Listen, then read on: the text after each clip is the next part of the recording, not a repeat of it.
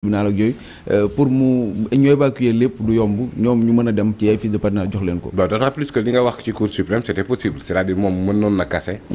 ba pare rejuger les faits rapidement joxe décision c'était plus rapide et c'était loolu moom moo gën a cohérent d'autant plus que Ousmane Sonko subdivision administrative sur le plan électoral fi mu dëkk moom mooy Ziguinchor donc tribunal d'instance de Dakar. di statuer ci loo xamante ne ça ne relève pas de ses ressources c'est assez drôle mënoon nga delloowaat Ziguinchor avec une autre recomposition pas Sabassi Faye mais toujours ci tribunal bi nga xamante ne moom foofu parce que on est en matière électorale fi mu inscrire fi subdivision électorale mu nekk fa nga waroon dellu mais xëy na peut-être bari ci dossiers yi dem cour suprême selon keroog bi ñu doon def pencoog yooyu ñu ngi naan lu ci bari ci dossiers yi dem cour suprême en général bu dee dañ koy bëgg a rejuger dañ koy yóbbu ci beneen tribunal bu teg bañ ko njëkkoonaatee première instance non pas électoral bi quand même mais maanaam yeneen dossiers laay wax très bien parce que yow yaa ngi en matière civile yaa ngi en matière pénale mais boo nekkee en matière électorale nit ki fi mu inscrire mais dafa mel ni benn infraction xew Yara ñu ne non tribunal Tamba boo ko war a àtte ce n'est pas dafa am compétence territoriale am compétence matérielle loolu je pense actuellement bon mais passons sur ça peut-être que le tribunal de Ziguinchor n'est pas wóorul ci ñoom daal de toute façon delluwaat nañ mais fii le tribunal a 10 jours le tribunal d'instance de Dakar am na 10 jours pour rejuger l'affaire alors bu ko rejuger c'est susceptible de recours donc kon ñoom mën nañ delluwaat cour suprême finalement ak lan moo des ci parrainage bi une quinzaine de jours voilà donc peut-être que ni même bu ñu doon jox Ousmane Sonko raison peut-être dañuy dem ba ay 2 jours moom mooy des peut-être n'empêche dina mën a def parrainage parce que il y a 3 options mën na jël option député yi mais li wér te wóor mooy après cette décision là bu bettul kenn les chances de la participation de Ousmane Sonko restreindre na ñu faire avancer beneen étape ci seen stratégie politique seulement am na risque parce que bu ñu nee plan B man jàpp naa ne Ousmane Sonko li ànd ak moom yëpp ci popularité am na ci lu bari loo xamante ne c'est une question d'affection oui ñoom Aïcha Koli ñooñu dañ laan la dañoo bëgg kii c'est-à-dire projet bi lan la programme beeg nangam dañ koo bëgg donc boo andee beneen kii peut-être mën na bañ a transfert boobu noonu mën na bañ a am mais ça biaise encore l'élection parce que élection bi dootul nekkati falal koo xamante ne day doxal mais fal pour libérer Ousmane Sonko wala libérer les autres détenus politiques c'est pourquoi li mu doon wax taxaw keroog vous vous rendez compte qu'il est seul moom xas na waa ñu màndal boo leen amoon ful la xaw ma lan ñoom la xas de. n'a même pas de respect. xas opposition bi. xas société civile journaliste bi ñëpp. ça veut dire que lui il est seul dans sa position. dinañ si ñëw sax mais dafa am lu am solo lu Pape Moussa wax doyen. muy côté boobu maanaam Ousmane Sonko li mu yoroon ci ay nit ak yooyu noonu xëy na pour mu transmettre mbir yi mën na est-ce que du jafe en plus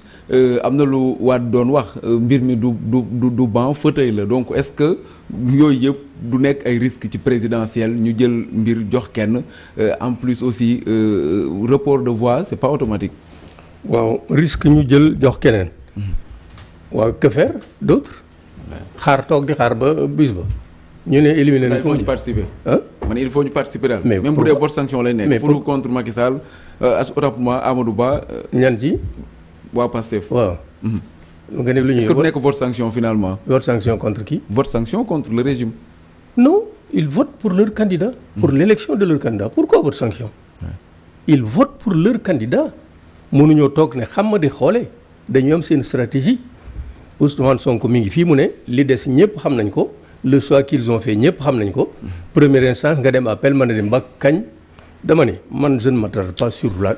les problèmes de loi ñi juriste yaa ngi nii man je m'attarde sur les faits je m'attarde sur Sénégalais yi am na loo xam ne waras na leen ko wax nous nous sommes trompés en 2000 nous nous sommes trompés en 2012 nous ne devrions pas nous tromper en 2024 gis nga président bu mel ni Macky Sall dafa war a jeex Sénégal Macky Sall jëndunu du nuy jaamam du nuy mbaam yoo xam ne day war sunu kam ngalaab nu ba kenn du wax noo ko fi teg xeet wi ñoo ko fi teg donc il nous doit du respect daf noo war a weg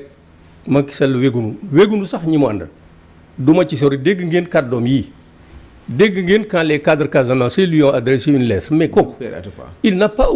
pourquoi il les traite d'escrocs? Il ne respecte pas la Casamance, il ne respecte pas les Casamançais. Il se permet de dire c'est kenn rek. Vous pensez que comment il s'appelle,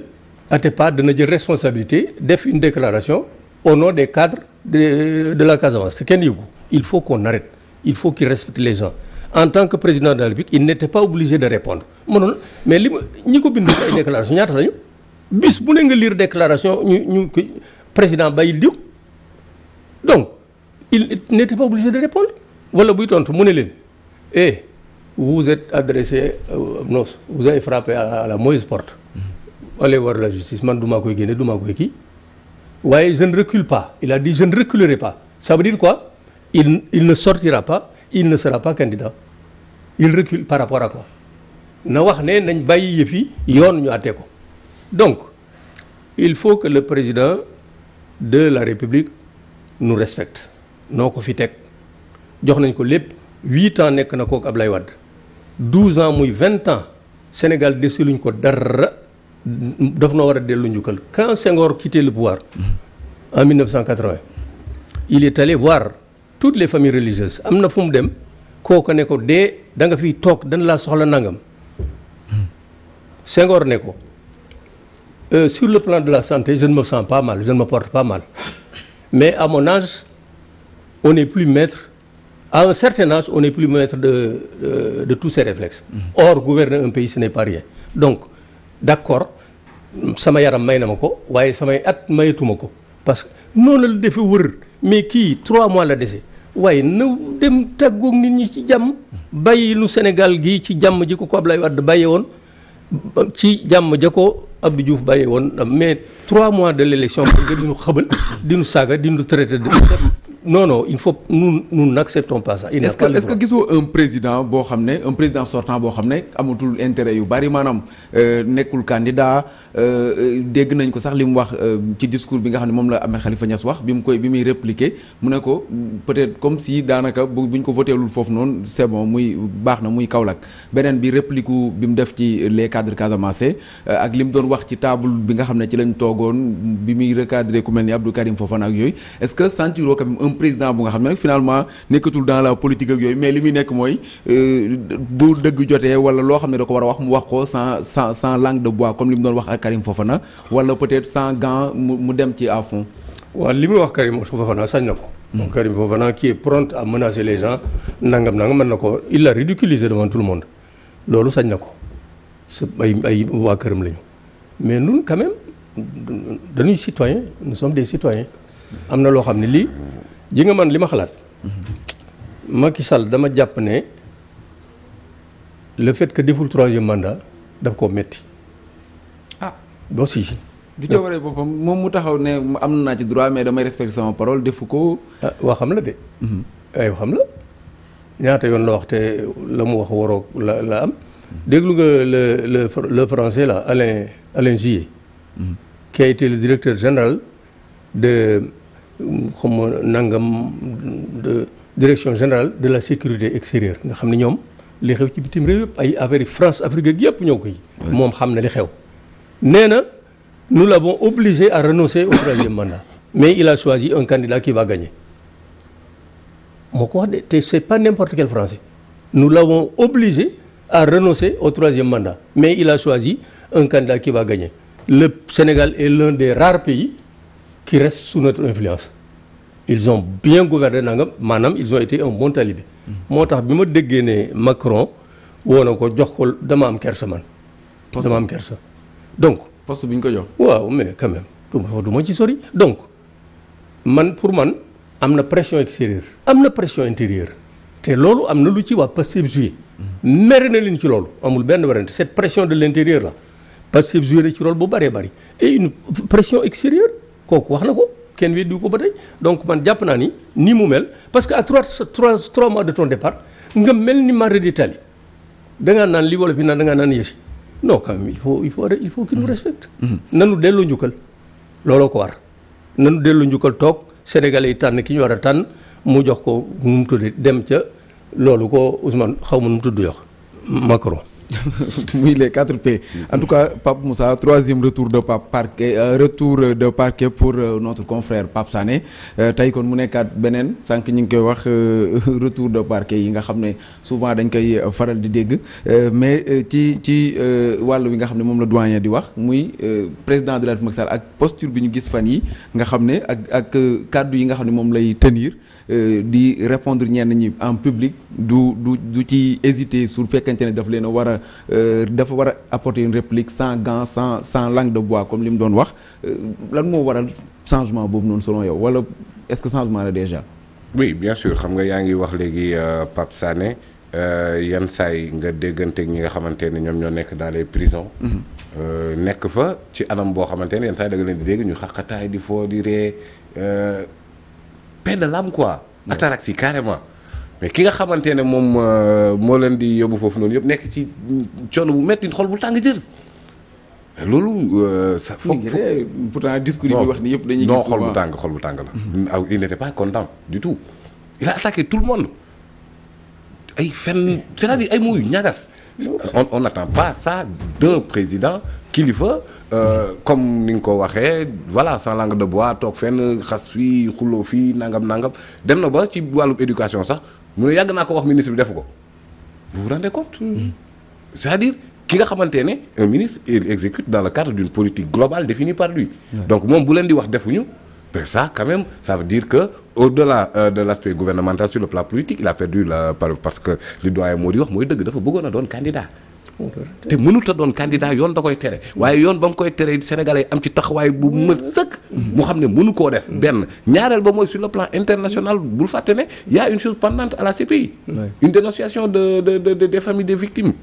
alors donc kon sur le plan international ñenn ñi ne way Nations Unies nangam finalement c'est Macron qui lui propose un job quoi. ci président boo xam ne mi ngi nekk en exercice. alors fii ba la xaw ma lan je vais veiller à ce que génn leen xam. kenn génnul. ñu suñu ko du jàpp la rek. oui ñu ñëw sax ñaari analyse doyen malgré que temps bi jeex na mais faw yooyu moom ñu wax ci. muy d'abord opposition bu Sénégal à part Pastef gis nañu d'autres partis yu nga xam ne ñoom itam candidaté nañu. par rapport ak organisation présidentielle bi Ousmane Sonko li nga xam ne moo ko arrivé. opposition bi est-ce que jàpp nga ni taxawaay bi ñu war na am dëgg pour une élection inclusive et transparente am nañ ko ba tax ñu teg fit bi nga xam ne loolu lay signifier mais est-ce que am nañ ñoom doole ji. ak fit bi ci boppam. waaw ce n'est jamais trop tard. fit comme niñ ko tuddee mais laajul fit woo xam ne pour xeex ñetti weer a des élection présidentielle ñëw. Macky Sall la ngi wër di campagne électorale ak son premier ministre. de la campagne ñi ngi campagne. tournée économique fu leen neex dem. tournée économique. non c'est pas une tournée économique c'est tournée économique da nga permettre tournée économique bii Macron dana ko def. premier ministre allemand dana ko def chancelier premier ministre belge ainsi de suite dans les états sérieux tu vois un président de la République faire cette tournée économique et promettre des milliards à 3 ans de son départ du pouvoir à 3 mois de son départ du pouvoir il faut qu'il nous prenne au sérieux et puis na dalal xel yi waxuma la loolu mais quand il s'adresse à ces ne leen toog leen foofu ñàkk fayda da ngeen war a taxaw autrement dit il les incite à nous faire face au lieu d'être le père de la nation séddale ne Sénégal ñaari cër ñii fi ma bokk mooy Kumba mu ndey ak ñee léegi dañuy wax pour ñu xeex à 3 mois de son départ du pouvoir kooku la ñuy xaar ci président de la République opposition donc man même bu fekkente ni bii la ñu waroon na def lépp defuñu ko jàpp nañ ne ñoom léegi dañoo war a ànd pour surveiller le processus électoral c'est très bien je les encourage nañu góorgóorlu ce ne sera pas facile évidemment avec un président comme Macky Sall ce ne sera pas facile mais nañu dem naxante rek buñ ko fekk ci li mu bëgg moi je ne suis pas pour fekk ko nuy xeex garde vif ci li mu bëgg day il provoque les gens dafa mel day provoqué mais nit ñi nañu ànd ak seen xel nañu liggéey rek nañu liggéey ndànk-ndànk ba bis ba waaw une dernière question son candidat Amadou Ba le premier ministre ancien ministre des finances jàpp nga ne am na l'étoffe pour remplacer ko 2024 maanaam gagner opposition bi nga jàpp que ni faw ñu taxaw ñoom itam xam nga man Issa dama xaw a fekke je suis dans les landerneaux politiques ça va faire bientôt 40 à 50 ans yàlla teel ma def ma fab sama xel sama bët teg ko ci ni ñu doxale yoon réew mi bi ñu ko defee premier ministre tànn ko Macky tànn ko le lendemain toute la presse tes confrères là bon cursus nangam il a été ministre de l'économie premier ministre nangam etc. Mais il n'a pas été que ça. Pourquoi les gens sa bokki journalistes yi cursus bi ñu dindi ca les 8 à 9 ans yemu nekk directeur général des impôts et domaines kenn waxu ko ñëpp nee nañu waxuma ko de ñëpp nee nañ milliardaire la yow ñëpp a ko dégg bu dee milliardaire man jàpp naa ne ci 8 ans yooyu la jóge parce que man dama bindi téere sa gestion foncière avec Abdoulaye Wade bu ñu leen audité woon normalement ñu am problème yi lu jeex du xaj kii bu ñu audité woon sa gestion comme directeur général des impôts et domaines il ne serait jamais candidat. Les gens ne s'attardent pas sur cette période pendant laquelle il a été directeur général des impôts et des domaines où tout s'est passé. li ma ku ma woo ma wax la ko man dama cee bind gestion terre de Bambilor terre fii nu mu tuddati financement du monument de la Renaissance Afrique scandale. am na sama livre le clan des Wade benn chapitre bu ma tuddee une boulimie foncière à